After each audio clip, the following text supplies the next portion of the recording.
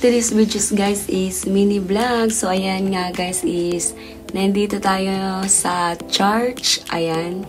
Nasa labas tayo ng church at actually is tapos na tayo magsimba at nasa labas tayo. Ayan, ang ganda ng mga bulaklak na. Ayan, so ayan nga yung boses natin. Sana intindihin niyo na lang guys. Ayan. Ayan, diba? So nice. Flowers. Ayan. Ipapakita ko lang sa inyo yung ganda.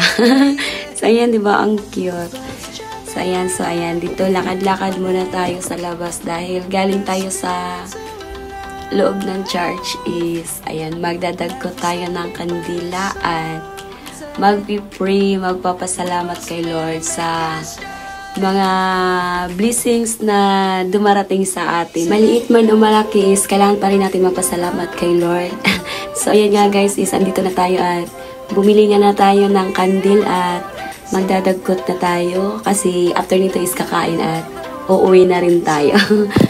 Ayan, bumili na ako ng kandil at andito na nga tayo is magsisindi na tayo ng kandila at hihiling kay Lord sa ating kalusugan, kaligtasan, at gabayan tayo araw-araw. So, ayan nga guys, is mini vlog lang to guys, at pagpasensyahan niyo yung boses ko. Laging paos. Ayan, shout out to all my very supportive viewers. Thank you very much, and more blessings to come, and God bless. Ayan, hanggang dito na lang. Thank you.